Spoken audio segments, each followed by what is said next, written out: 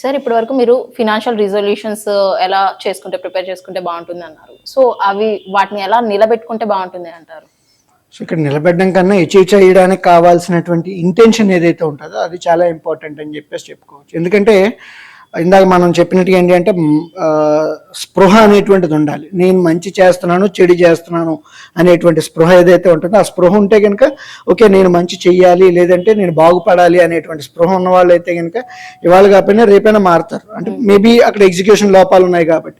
అలా కాకుండా రికన్సిలేషన్ లేకుండా ఉండేవాళ్ళు ఏంటంటే నేను చేస్తుందే కరెక్ట్, నేను పట్టుకున్న కుందేలుకి 3 కాళ్ళు, నేను చూస్తున్నటువంటి దానికి 1 కాలు అనేటువంటి పద్ధతుల్లో ఉంటే కనుక వాళ్ళని ఎవరు మార్చలేరు అని చెప్పేసి చెప్పుకోవచ్చు. ఇప్పుడు ఏంటంటే మనం ఫైనాన్షియల్ రెజల్యూషన్స్ ముందు చెప్పుకున్న పాయింట్లో వింటున్నారు కాబట్టి ఓకే దీని నుంచి నాకు బాగుపడాలి అని చెప్పేసి మనం ఉండేటప్పుడు ఏదైనా రెజల్యూషన్ సక్సెస్ రావాలి అంటేప్పుడు immediate gratification versus delayed gratification. So నేను ఏదైనా పని చేస్తున్నాను అంటే నాకు ఇమీడియట్గా బెనిఫిట్ ఏంటి, నాకేంటి అనేటువంటి పద్ధతుల్లో అడుగుతుంటారు. నెక్స్ట్ వచ్చేటప్పటికి ఏంటంటే నేను ఉన్నటువంటి సిచ్యువేషన్ నుంచి బెటర్ సిచ్యువేషన్కి వెళ్తున్నానా లేదా అనేటువంటిది చూడాలి. అంటే ఇప్పుడు నేనున్న సిచ్యువేషన్ ఓకే నాకు కంఫర్ట్ జోన్లో ఉన్నాను కాబట్టి నేను కంఫర్ట్ జోన్ వదులుకొని నేను వేరే చోటకి వెళ్ళాలి అనేటప్పుడు ఓకే అదేదో బాగుంది, అక్కడ దూరపు కొండలు నునుపు అనేటువంటి పద్ధతుల్లో కనబడితేనే కానీ అక్కడ దాకా మార్పు రారు. కనబడుతుందో లేదో అనేటువంటిది వీళ్ళు ట్రావెల్ చేస్తాను కానీ తెలియదు కాబట్టి. నెక్స్ట్ ఇంకోటి చెప్పుకోవాల్సి వచ్చినప్పుడు ఏంటంటే feel better now versus getting bad అని చెప్పేసి అని. సో ఇక్కడ ఇది జనరల్గా ఇన్సూరెన్స్లో వాడుతూ ఉంటారు ఈ కాన్సెప్ట్ ఏంటంటే నువ్వు పోతే అన్నట్టుగా నీకు డబ్బులు వస్తాయి, మీ వారసులకు డబ్బులు వస్తాయని చెప్పేసి. నేను బతుకున్నంతకాలం నాకు రాని డబ్బులు నేను పోయిన తర్వాత మా వాళ్ళకి వస్తే ఉపయోగం ఏంటి అనేటువంటి పద్ధతుల్లో చెప్పుకోవాల్సి వచ్చినప్పుడు ఏంటంటే లేదు సార్ మీరు బతుకున్నా కూడా డబ్బులు వస్తాయంటే అప్పుడు ఓకే ఎవడో ఒకటి ఇన్సూరెన్స్ పాలసీ ఎలా అయితే కడుతుంటారో. సో ఈ టైప్ ఆఫ్ సైకాలజీ ఏదైతే ఉంటుందో immediate gratification versus delayed gratification కావచ్చు, feel better later versus feel better now అనేటువంటి పద్ధతిలో కావచ్చు, లేదంటే feel better versus bad later అనేటువంటిది ఈ 3 డిఫరెన్సియేషన్స్ మనం చూస్తున్నాం. ఇక్కడ ఏదేమైనా సరే బిహేవియరల్ చేంజ్ అనేటువంటిది కావాలి. అంటే మనలో మార్పు రావాలి అనుకునేటప్పుడు ఏంటంటే ఆబ్వియస్లీ మన తాలూకా థాట్ ప్రాసెస్ కావచ్చు, ఇంటెన్షన్స్ కావచ్చు స్ట్రాంగ్గా ఉండాలి అని చెప్పేసి. దీనికోసం ఒక 7 to 8 స్టెప్స్ కింద మనం మాట్లాడుకోవచ్చు. ఒకటి వచ్చేటప్పటికి ఏంటి అంటే ఏదైనా సరే నేను ఖర్చులు తగ్గించుకోవాలి అనేటప్పుడు ఏంటి అంటే న్యూ ఇయర్ రెజల్యూషన్ కింద చేయడం కాదు, దాన్ని ఉగాది రెజల్యూషన్ కింద చేసుకుంటే కనుక కొంతవరకు బాగుంటుంది. ఎందుకు అని అడుగుతారు. సో జనరల్గా న్యూ ఇయర్ రెజల్యూషన్ ఎప్పుడు వస్తుంది? జనవరి 1న వస్తుంది. దానికి ముందు ఏమవుతుంది? Dasara, Deepavali, Christmas, new year, Sankranti, republic day, ఇంకా వ్యాలంటైన్స్ డే, ఇన్ని డేలు వచ్చేటప్పుడు ఇంకా ఖర్చులు ఎక్కడ తగ్గుతాయి? అవ్వదు. అలా కాకుండా ఉగాది పెట్టుకున్నాం అనుకోండి, ఉగాది తర్వాత పండుగలు రావాలంటే 4 నెలలు 3 నెలల పాటు పెద్ద పండుగలు ఏమీ లేవు కాబట్టి ఖర్చులు ఆటోమేటిక్గా తగ్గిపోతాయి. సో అందుకే ఎవరైనా సరే న్యూ ఇయర్ రెజల్యూషన్ తీసుకోవాల్సి వచ్చినప్పుడు ఏంటి అంటే ఓకే న్యూ ఇయర్ కింద తీసుకోండి, కథ మన ఆంగ్ల సంవత్సరాది అన్నట్టు కాకుండా తెలుగు సంవత్సరాది ఉగాది ఏదైతే ఉంటుందో సో అలాంటి వాటిని మనం తీసుకునేటప్పుడు ఏంటి అంటే కొంతవరకు డబ్బులు మిగులుతూ ఉంటాయి. అండ్ రెండోది అక్కడ మనం ఉగాది నుంచి ఎందుకు చెప్తున్నాం అనేటప్పుడు ఏంటి అంటే జనరల్గా చాలా మందికి శాలరీ హైక్స్ అనేటువంటివి మే జూన్లో వస్తూ ఉంటాయి. అంటే ఆదాయం కూడా పెరిగేది అప్పుడే, ఖర్చులు పెరిగేది అలాగే second half of the year అని చెప్పేసి మనం చెప్పుకుంటున్నాం. కాబట్టి ఆదాయం పెరుగుతున్నప్పుడు కూడా మనం సేవ్ చేసుకోవాలి అనుకునేటప్పుడు బాగానే ఉంటుంది. అండ్ ఇక్కడ ప్రాబ్లం ఎక్కడ వస్తుంది అనేటప్పుడు చాలా మంది ఏమనుకుంటారంటే ఓకే నాకు జీతం పెరిగితే నేను సేవ్ చేయొచ్చు అనుకుంటారు. మీరు ఆల్రెడీ గతంలో పనిచేసినటువంటి ఆర్గనైజేషన్కి ఈ ఆర్గనైజేషన్కి హైక్ వచ్చి ఉంటుంది. లేదు గత ఇయర్కి ఈ ఇయర్కి ఎంతో కొంత హైక్ వచ్చి ఉంటుంది, 5%, 10% ఎంతో కొంత వచ్చి ఉంటుంది. మరి అలాంటప్పుడు ఆ హైక్ వచ్చినప్పుడు ఈ డబ్బులు ఎక్కడో దగ్గర సేవ్ అయ్యి ఉండాలి కదా. సేవ్ అయ్యలేవు అంటే కనుక మీరు న్యూ ఇయర్ రెజల్యూషన్ సేవ్ అయినట్టు, మీ సేవింగ్స్ ఎక్కడికి వెళ్ళినట్టు. సో దీన్ని బట్టి అర్థమవుతుంది ఏంటంటే టేక్ హోమ్ శాలరీ పెరిగినంత మాత్రాన మీ సేవింగ్స్ పెరగాలని లేదు. అలా అని చెప్పేసి మీ టేక్ హోమ్ శాలరీ తగ్గించుకోమని నేను చెప్తాను. ఎందుకు అంటే కనుక ఐదర్ టీడీఎస్ రూపంలో కావచ్చు, లేదా ప్రావిడెంట్ ఫండ్ డిడక్షన్ రూపంలో కావచ్చు, లేదా ఎన్పిఎస్ డిడక్షన్ రూపంలో మీకు వచ్చేటువంటి దాని నుంచి కట్ చేస్తే కనుక ఆబ్వియస్లీ మీరు చేయాల్సిన పని మీ ఎంప్లాయర్ చేస్తున్నాడు. ఎందుకంటే నేను ఒక 2,000 రూపాయలు ఎక్స్ట్రా సేవ్ చేద్దాం అనుకుంటున్నాం కానీ అవ్వట్లేదు. సో మీ ఎంప్లాయర్కి ఇచ్చారనుకోండి, వాడే కట్ చేసి పక్కన పెడతాడు. లేదు at the same time TDS ఏదైతే ఉంటుందో సంవత్సరంలో ఒకేసారి మనం క్లెయిమ్ చేసుకుంటే ఒక లంసమ్ అమౌంట్ అనేటువంటిది మనకు కనబడుతూ ఉంటుంది. అంటే ఒక ట్యాక్స్ రిఫండ్ కింద ఒక 20,000 రూపాయలు, 15,000 రూపాయలు, 25,000 రూపాయలు ఎంతో కొంత, లేదంటే 2 లక్షల రూపాయలు, 10 లక్షల రూపాయలు ఎంతో కొంత అమౌంట్ మనకి రిఫండ్ అనేటువంటిది రావడం జరుగుతుంది. అంటే అప్పుడు ఆ పెద్ద అమౌంట్ వచ్చినప్పుడు జనరల్గా హ్యూమన్ సైకాలజీ ఏంటి అంటే, నాకు పెద్ద అమౌంట్ వచ్చింది కదా, దీన్ని ఒక బంగారం కింద కొనుక్కోవడం, లేదంటే నా దగ్గర ఉన్నటువంటి అప్పు తీర్చుకుందాము అని చెప్పేసి ఒక ఆలోచనలో కానీ, లేదంటే ఇది నా పిల్లల పేరునో లేదంటే పిల్లల పేరునో ఇన్వెస్ట్ చేద్దామని చెప్పేసి అనే థాట్ ప్రాసెస్ వస్తుంది. అంటే లంసమ్ అమౌంట్ ఎప్పుడైతే కనబడుతుంటుందో ఆ రకంగా ఉంటుంది. అలా కాకుండా చిన్న చిన్న అమౌంట్లు సేవ్ చేయమంటే కనుక ఎవరు చేయరు. ఈ నెల ఏంటంటే అదో ఖర్చు ఉంది, అలా అక్కడో ఖర్చు ఉంది, ఇక్కడో ఖర్చు ఉంది అని చెప్పేసి అని కాకమ్మ కబుర్లు చెప్పేటువంటి బోల్డ్ రీజన్స్ దొరుకుతుంటాయి. బట్ ఇలా లంసమ్ అమౌంట్ వచ్చేటప్పుడు ఏంటంటే ఆ టైప్ ఆఫ్ రీజన్స్ ఉండవు జనరల్ గా. అండ్ ఇదేంటంటే మన పాత తరం వాళ్ళకి కావచ్చు, కొత్త తరం వాళ్ళకి కావచ్చు, ఇది బాగా వర్తిస్తుంది. సో ఫైనల్ గా చెప్పాల్సి వచ్చినప్పుడు ఏంటంటే మీ టేక్ హోమ్ శాలరీని తగ్గించుకోగలిగితే కనుక మీ సేవింగ్ పొటెన్షియాలిటీ పెరుగుతుంది, మీ ట్యాక్స్ లయబిలిటీ కూడా తగ్గుతుంది అని చెప్పేసి చెప్పుకోవచ్చు. And at the same time మీరు అనుకున్న సేవింగ్ ఏదైతే ఉంటుందో ఫోర్స్డ్ సేవింగ్ అంటాం, ఆటోమేటెడ్ సేవింగ్ అంటాం, దానివల్ల మీ సేవింగ్స్ కూడా పెరుగుతాయని చెప్పేసి చెప్పుకోవచ్చు. రెండో పాయింట్ కింద మనం చెప్పుకోవాల్సి వచ్చినప్పుడు ఏంటంటే మన తాలూకా ఎన్విరాన్మెంట్ కూడా అదే లెవెల్లో సపోర్ట్ చేయాలని చెప్పేసి మనం అంటున్నాం. అంటే ఏంటి, మన తాలూకా ఫ్రెండ్స్ కావచ్చు, ఫ్యామిలీ మెంబర్స్ కావచ్చు, తర్వాత కొలీగ్స్ కావచ్చు, రిలేటివ్స్ కావచ్చు, వాళ్ళందరూ కూడా మన తాలూకా గోల్స్ ఏవైతే ఉన్నాయో వాటిని కంటిన్యూస్ గా రిమైండ్ చేస్తూ ఉండగలగాలి. అండ్ చిన్న ఎగ్జాంపుల్ ఏంటి అంటే, ఓకే ఈ ఇయర్కి నేను 5% సేవ్ చేద్దాము నాకు వచ్చే శాలరీ నుంచి, లేదంటే ఒక 50,000 రూపాయలు సేవ్ చేయాలి అనుకుంటే అది బుర్రలో మాత్రమే ఉంది, బయట ఎక్కడ కనబడట్లేదు. సో అలా కాకుండా నాకు కంటిన్యూస్ గా రిమైండ్ చేస్తూ ఉండాలి. ఏదైనా పని మనం చేసేటప్పుడు ఏంటంటే కంటిన్యూస్ రిమైండర్స్ అనేటువంటివి రావాలి. ఓ చిన్న ఎగ్జాంపుల్ ఏంటంటే, మీ మొబైల్ స్క్రీన్ మీద స్క్రీన్ సేవర్ ఉంటుంది కదా, అది ఎవరితో హీరోయిన్ ఫోటోనో లేదంటే హీరో ఫోటోనో పెట్టుకునే బదులు నేను ఈ గోల్స్ ఏవైతే రెజల్యూషన్స్ ఏవైతే అనుకుంటున్నానో అది నా మొబైల్ స్క్రీన్ సేవర్ కింద కావచ్చు, లేదంటే ల్యాప్టాప్ తాలూకా స్క్రీన్ సేవర్ కింద కావచ్చు, లేదంటే నేను వర్క్ చేస్తున్నటువంటి ప్లేస్లో ఒక ప్రింట్అవుట్, పెద్ద ప్రింట్అవుట్ తీసుకొని పెట్టుకోవడం కానీ, లేదంటే ఫ్రిడ్జ్ దగ్గర అతికించడం కానీ, టీవీ పక్కన అతికించడం కానీ. ఇంకా ఇవేవి కాకపోతే ఈ మధ్య ఏంటంటే చాలా మంది బాత్రూమ్ లో ఎక్కువసేపు స్పెండ్ చేస్తున్నారు. ఎదురుగుండా పెట్టుకుంటే కనుక ఓకే నేను ఈ సంవత్సరం 50,000 రూపాయలు పక్కన పెట్టాలి, లేదు ఈ సంవత్సరం నేను నాకున్నటువంటి 3 లక్షల అప్పులో 2 లక్షల రూపాయలు అప్పు తీర్చాలి అని చెప్పి ఎదురుగుండా కనబడుతుంటే, మొబైల్లోనే అదే కనబడుతుంది, ల్యాప్టాప్ లోనే అదే కనబడుతుంది, ఫ్రిడ్జ్ దగ్గర అదే కనబడుతుంది, అదే బాత్రూమ్ లో కూర్చున్న అదే కనబడుతుంది. కాబట్టి ఓహో నాకు స్పృహ వస్తూ ఉంటుంది అనమాట, నేను ప్రతి నెల ఎంత సేవ్ చేయాలి కాబట్టి నాకు అది ఖచ్చితంగా క్లియర్ అవ్వాలి అని చెప్పేసాను. ఇంకా మూడో పాయింట్ కింద మనం చెప్పుకోవాల్సి వచ్చినప్పుడు జనరల్ గా మన దగ్గర కాన్సెప్ట్ ఉంది, MERIT, అంటే మనకు మెరిట్ కావాలి అనేటప్పుడు మెరిట్ ఉండాలి అని చెప్పేసాను. సో మన తాలూకా మనీ ఏదైతే ఉంటుందో మన బెటర్మెంట్ కోసం పనిచేయాలి, ఎనర్జీ అండ్ ఎఫర్ట్ ఏదైతే ఉంటుందో మన తాలూకా బెటర్మెంట్ కోసం పనిచేయాలి, రిలేషన్షిప్ ఏదైతే ఉందో అది మన బెటర్మెంట్ కోసం పనిచేయాలి అని చెప్పేసి అని, ఇంటెలిజెన్స్ ఏదైతే ఉందో అది కూడా మన తాలూకా అచీవ్మెంట్ కోసం ఉపయోగపడాలి అని చెప్పేసి అని మనం మాట్లాడుతూ ఉంటాం. అండ్ టైం ఏదైతే ఉందో టైం కూడా డెడికేటెడ్ గా ఉంటే కనుక ఆబ్వియస్లీ మన తాలూకా రెజల్యూషన్స్ అనేటువంటి పర్ఫెక్ట్ గా పనిచేస్తాయని చెప్పుకోవచ్చు. సో చాలా మంది ఏమనుకుంటారంటే ఇవాళ చేద్దాం, ఎల్లుండి చేద్దాం, రేపు చేద్దాం, నెక్స్ట్ వీక్ చేద్దాం, తర్వాత నెక్స్ట్ మంత్ చేద్దాం, ఆ టుమారో నెవర్ కమ్స్, ఆ టుమారో నెవర్ డైస్, ఈ రెండు ఉంటాయి అక్కడ ప్రాబ్లమ్ గా వచ్చేటప్పటికి. అండ్ ఇది మాత్రమే కాకుండా ఇప్పుడు ఏంటంటే ప్రతిదీ ChatGPT, AI tools, smart productivity అని చెప్పేసి మాట్లాడుతూ ఉంటాం. స్మార్ట్ టూల్స్ ఉన్నాయి, స్మార్ట్ వాచెస్ ఉన్నాయి, స్మార్ట్ టెక్నాలజీ ఉంది, ప్రొడక్టివిటీ టూల్స్ ఉన్నాయి, అయినా కూడా మనం అనుకున్నటువంటి లక్ష్యాలను చేరట్లేదు అనేటప్పుడు ఏంటి అంటే మన దగ్గర ఉన్నటువంటి ఇంప్లిమెంటేషన్ ఇష్యూస్ ఏవైతే ఉన్నాయో అవి చాలా క్రూషియల్ గా ఉన్నాయని అర్థమవుతుంది. అండ్ ఇక్కడ ఏంటంటే మనం మానిటరింగ్, ట్రాకింగ్ రెండు చాలా ఇంపార్టెంట్. అండ్ రాబోయే పాయింట్లో చెప్తాను వీటి రెండింటిని మనం ఎలాగా చూసుకోవచ్చు అనేటువంటిది. అండ్ దీంట్లో ఈ మానిటరింగ్ అనేటువంటిది లేదంటే ఈ ట్రాకింగ్ ఏదైతే ఉంటుందో ఈ technology oriented kind of tools ఎప్పుడైతే వచ్చేసాయో అందులోకి ఇప్పుడు ఏంటి అంటే అకౌంట్ అగ్రిగేటర్ ఫ్రేమ్వర్క్ లాంటిది కావచ్చు, లేదంటే ఇన్కమ్ ట్యాక్స్ వాడు ఇచ్చేటువంటి వాటి కావచ్చు, ఇలాంటి వాటి వల్ల నా దగ్గర అమౌంట్ ఎంత ఉంది, నేను ఎంతవరకు సేవ్ చేయగలిగాను, నేను ఎంతవరకు ఇన్వెస్ట్ చేయగలిగాను, నా అప్పు ఎంతవరకు తీరింది, నా ట్యాక్స్ ఎంతవరకు తగ్గింది, నా ఇన్సూరెన్స్ కవరేజ్ ఎంతవరకు తీసుకున్నాను అనేటువంటిది ఈజీగా చేయడానికి ఉంటుంది. అలా కాకుండా రేపు చేద్దాం, ఎల్లుండి చేద్దాం, అవతల నాడు చేద్దాం, మళ్ళీ నెల చేద్దాం అనేది ఏంటి అంటే నాకు ఒక maybe Rajendra Prasad versus Brahmanandam dialogue గుర్తుంటుంది, నేను రేపటి నుంచి మందు మానేస్తాను బావా అన్నట్టు చెప్తుంటారు. రేపటి నుంచి మందు మానేస్తాను ఎందుకు అంటున్నా అంటే కనుక ఏదో ఇలా ఆ ఫీల్, ఆ మాట రాకపోతేనే కానీ రేపు మందు తాగాలనిపించట్లేదు అంటూ ఉంటాడు. అంటే ఇదేంటి అంటే అదో రకమైనటువంటి అడ్వర్స్ ఇంపాక్ట్ కింద ఉంటుంది. అంటే ఇక్కడ మనకి స్పృహ అనేటువంటిది ఇంప్లిమెంటేషన్ థాట్ ప్రాసెస్ ఏదైతే మనం చెప్తూ ఉన్నామో అది క్లియర్ కట్ గా ఉంటే కనుక obviously we can do it అని చెప్పేసి.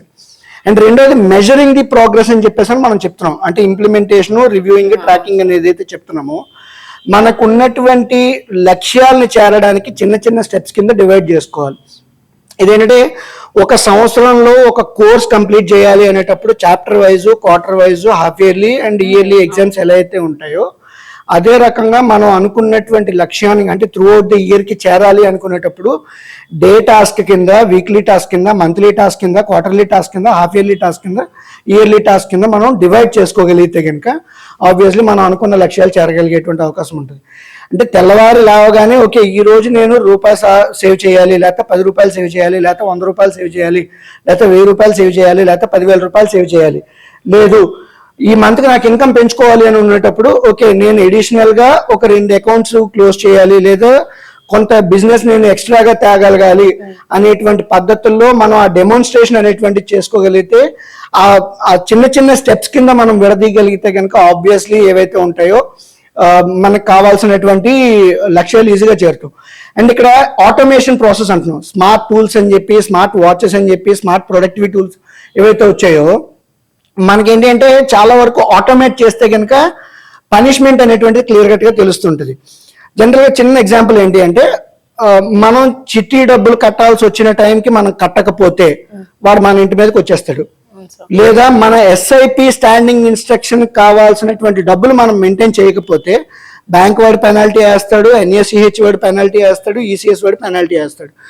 అంటే అక్కడ పెనాల్టీ భయంతో అయినా సరే మినిమం బ్యాలెన్స్ అక్కడ మెయింటైన్ చేస్తున్నాం మనం. అంటే మనం సేవ్ చేయాలి అనుకునేటప్పుడు ఏంటి అంటే ఈ ఆటోమేటెడ్ సేవింగ్స్ ఏవైతే ఉంటాయో ఐదర్ చిట్ ఫండ్ కోసం అయితే కనుక ఎవడో ఒకటి దగ్గర అప్పు తీసుకోవడం, వాడేసుకోవడం, తర్వాత కట్టకపోతే ఎలా ఉంటుందో పరిస్థితి చూసుకోవడం, లేదు మనం ముందుగా సేవ్ చేసుకుందాం అనుకునేటప్పుడు ఏంటంటే ఎస్ఐపి తాలూకా అమౌంట్ అక్కడ పెట్టకపోతే ఈ పెనాల్టీలు ఏవైతే ఉంటాయో పెనాల్టీకి జడ్జి అయినా సరే మనం అమౌంట్ అక్కడ పెట్టుకుంటూ ఉంటాం. అండ్ ఇక్కడ 5వ పాయింట్ కింద వచ్చేటప్పటికి ఏంటి అంటే మనం ఏదైతే పని చేస్తున్నామో నెంబర్స్ని అబ్జర్వ్ చేసుకుంటూ ఉండాలి. డైలీ కావచ్చు, వీక్లీ కావచ్చు, మంత్లీ కావచ్చు, or yearly or half yearly or quarterly ఏవైతే ఉంటాయో ఈ ప్రోగ్రెస్ అనేటువంటిది ఎప్పటికప్పుడు మెజర్ చేసుకుంటూ ఉంటే ఓకే నేను అచీవ్ చేస్తున్నాను అనేటువంటి నమ్మకం, కాన్ఫిడెన్స్ అనేటువంటిది over a period of time build అవుతూ ఉంటుంది. ఆ పాజిటివ్ ఇంపాక్ట్ అనేటువంటిది మన దగ్గర కనబడుతూ ఉంటుంది. ఎస్ నేను చేస్తున్నాను, అచీవ్ అవుతున్నాను, సో నేను దీని మీద కంటిన్యూస్గా ఫోకస్డ్గా ఉంటే okay I can get achieve the final number అనేటువంటి ఆలోచన వస్తూ ఉంటుంది. ఈ కంటిన్యూస్ మానిటరింగ్ ప్రోగ్రెస్ అనేటువంటిది ఉంటే కనుక definitely will be able to achieve. జనరల్గా మనం ఇప్పుడు 6వ పాయింట్ కింద మాట్లాడుకోవాల్సి వచ్చినప్పుడు ఏంటంటే నరదృష్టి అనేటువంటి చాలా స్ట్రాంగ్గా ఉంటుంది. చాలా మంది ఏంటి అంటే కనుక ఈ ఇన్స్టాగ్రామ్లోని, స్నాప్చాట్లోని, వాట్సాప్ స్టేటస్లోని అంటే ఇది నా న్యూ ఇయర్ రిజల్యూషన్ అని చెప్పి ఇలా పెడుతుంటారు. ఆబ్వియస్లీ మనం సాధించింది లేదు, పెట్టింది లేదు, చేసింది ఏమీ లేదు, కానీ అప్పటికే ఆల్రెడీ ఎస్ నీ న్యూ ఇయర్ రెజల్యూషన్స్ బాగున్నాయని చెప్పేసి అని చప్పట్లు వస్తుంటాయి. దాంతో ఏంటంటే చేయాల్సింది చేయడం మర్చిపోయి మిగతాది ఏంటంటే ఇది నన్ను పొగుడుతున్నాడు కదా, ఓకే నా న్యూ ఇయర్ రెజల్యూషన్స్ బాగున్నాయి అనేటువంటి ఊహాలోకంలో తేలుతుంటాం. అది ఎలా ఉంటుంది అంటే నేను సివిల్స్ ఎగ్జామ్కి ప్రిపేర్ అవుతున్నా అని చెప్పేసి అని వస్తూ ఉంటుంది. నువ్వు ఎగ్జామ్కి ప్రిపేర్ అవుతున్నావు, ఇంకా అప్లికేషన్ పెట్టలేదు, ఎగ్జామ్ రాయలేదు, పాస్ కాలేదు, ఇంటర్వ్యూకి వెళ్ళలేదు, ఫైనల్ సెలక్షన్ అవ్వలేదు, ట్రైనింగ్కి వెళ్ళలేదు, జాబ్ రాలేదు. నేను సివిల్స్ ఎగ్జామ్కి ప్రిపేర్ అవుతున్నా అని స్టేటస్ ఎలా అయితే పెడితే వస్తుందో అలా ఉంటుంది అక్కడ ఆబ్వియస్లీ. అండ్ ఇది మాత్రమే కాకుండా చాలా మంది ఏంటంటే నేను పలానా కంపెనీకి జాబ్ ఇంటర్వ్యూకి వెళ్తున్నా అని చెప్పేసి అని పెడితే కనుక నువ్వు ఇంకా అప్లికేషన్ పెట్టావో లేదో తెలియదు, రెజ్యూమ్ స్క్రీన్ అయిందో లేదో తెలియదు, నిన్ను ఇంటర్వ్యూకి పిలిచారో లేదో తెలియదు, ఇంటర్వ్యూలో పాస్ అయ్యో లేదో తెలియదు, ఆఫర్ లెటర్ వచ్చిందో రాదో తెలియదు. ఇదంతా కాకుండా మనం న్యూ ఇయర్ రెజల్యూషన్స్ అలాగే పెడుతున్నాం. పోనీ అయిపోయిన తర్వాత ఎస్ నా తాలూకా నేను అనుకున్న రెజల్యూషన్ ఈ సంవత్సరం అచీవ్ అయ్యాను కాబట్టి సరిపోయింది అని. ఇప్పుడు మనం 7th పాయింట్ కింద చెప్పుకోవాల్సి వచ్చినప్పుడు ఏంటంటే గోల్స్ లో 2 రకాల గోల్స్ ఉంటాయి. అప్రోచ్ గోల్స్ అని చెప్పేసి అని, అవాయిడబుల్ గోల్స్ అని చెప్పేసి. ఈ అవాయిడబుల్ గోల్స్ గురించి వచ్చేటప్పుడు ఏంటంటే నేను ఇది చెయ్యకూడదు అనేటువంటి గోల్స్ ఏమైనా ఉంటే కనుక ఖచ్చితంగా వాటిని చేస్తాం, వాటిని మానడం కూడా చాలా కష్టం. అలా కాకుండా అప్రోచ్ గోల్స్ అంటాం. అంటే ఓకే ఇది చేస్తే బెస్ట్, నాకు బెటర్మెంట్ ఉంటుంది అని చెప్పేసి అనేటువంటి థాట్ ప్రాసెస్ లో ఉంటుంది.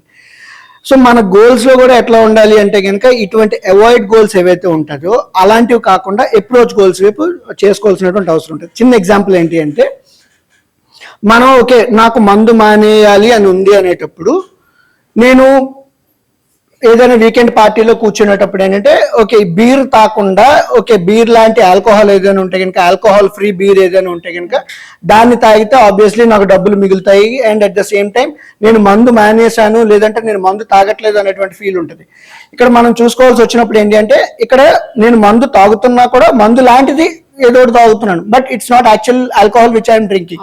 సో ఈ టైప్ ఆఫ్ అవాయిడ్ గోల్స్ అనేటువంటివి కాకుండా అప్రోచ్ గోల్స్ అనేటువంటివి చూసుకుంటే డెఫినెట్లీ మన రెజల్యూషన్స్ ఏవైతే ఉంటాయో చాలా స్ట్రాంగ్ గా ఉంటాయని చెప్పేసి చెప్పుకోవచ్చు. చిన్న ఎగ్జాంపుల్ ఏంటి అంటే ఒక 2 సినిమాలు అనుకుంటాను నాకు తెలిసి అప్పట్లో అశ్విని నాచప్పది ఒక మూవీ వచ్చింది, భానుచంద్రదిని అశ్విని నాచప్దిని. దాంట్లో ఒక కామెడీ సీన్ ఉంటుంది.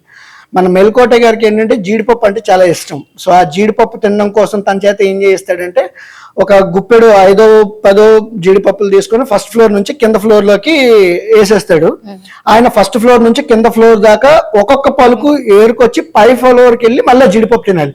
అలా మొత్తం ఈ 6 సార్లు పై నుంచి కిందకు వచ్చేటప్పటికి ఏంటంటే ఒంట్లో ఉన్న కొవ్వు అంతా కరిగిపోద్ది. అట్ ద సేమ్ టైం జీడిపప్పు మీద ఉన్న ప్రేమ కూడా అలాగే ఉంటది అనమాట. సో ఇవన్నీ ఏంటంటే అప్రోచ్ టైప్ ఆఫ్ గోల్స్ అంటాం. ఇంకో చిన్న ఎగ్జాంపుల్ చెప్పుకోవాల్సి వచ్చినప్పుడు ఏంటంటే మనకి రాంబంట్ మూవీలో ఏవిఎస్ చేత చేయిస్తాడు అనమాట.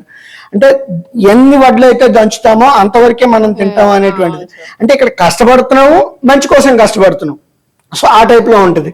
ఇంకో చిన్న మూవీ ఇన్సిడెంట్ చెప్పుకోవాల్సి వచ్చినప్పుడు ఏంటంటే బాద్షా మూవీలో కాజల్ ఎప్పుడు అడుగుతూ ఉంటుంది, ఇవాళ నువ్వు మంచి ఏం చేసావు, నువ్వు ఇది తినడానికి లేదంటే ఇది నువ్వు సాధించడానికి లేదంటే ఇది నువ్వు స్పెండ్ చేయడానికి ఇవాళ మంచి ఏం చేసావు అనేటువంటి కనెక్టివిటీ ఏదైతే ఉంటుందో అంటే మనల్ని క్వశ్చన్ చేసే వాళ్ళు ఉండాలి, ఆ రెస్పాన్సిబిలిటీ అనేటువంటిది ఉండాలి.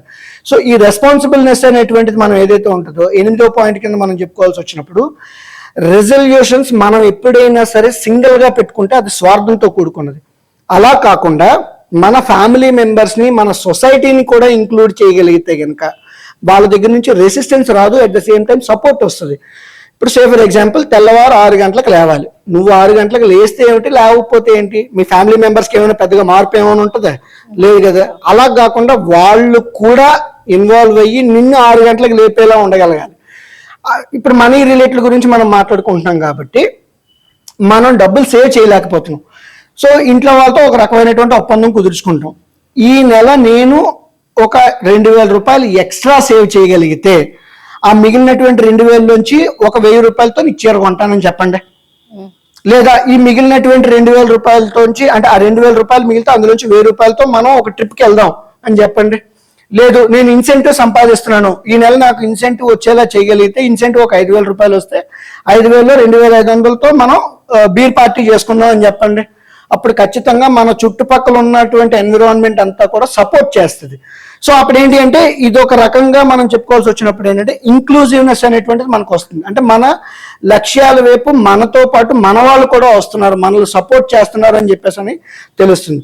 And at the same time మనం బాగుపడుతున్నాం, వాళ్ళు కూడా బాగుపడుతున్నారు. ఎందుకంటే ఒకళ్ళకి చీర వస్తుంది అన్నా కూడా ఒకళ్ళు ట్రిప్కి తీసుకెళ్తున్నాం, ఇంకొకళ్ళు పార్టీ ఇస్తున్నాం. సో ఏ రకంగా చూసుకున్నా కూడా ఫ్రెండ్కి అయితే పార్టీ వస్తుంది, మదర్కి అయితే కనుక పేరెంట్స్ అయితే కనుక ట్రిప్ వస్తుంది, భార్య అయితే కనుక చీర వస్తుంది. ఆబ్వియస్లీ వాళ్ళు సపోర్ట్ చేస్తారు. ఎందుకంటే మనీ సేవ్ చేయాలి అనేటప్పుడు ఓకే దుబారా ఖర్చులు ఎక్కడున్నాయి అనేటువంటి లెక్కల్లో వాళ్ళు తగ్గించడానికి చూస్తారు. And at the same time incentive రావాలి అనేటప్పుడు ఓహో ఎక్కడెక్కడ ప్రొడక్టివిటీ ఉంది లేదంటే ప్రొడక్టివిటీలో లూప్ హోల్స్ ఏవైతే ఉంటాయో లూప్ హోల్స్ కూడా వాళ్ళు చెప్పడం మొదలెడుతుంటారు అనమాట.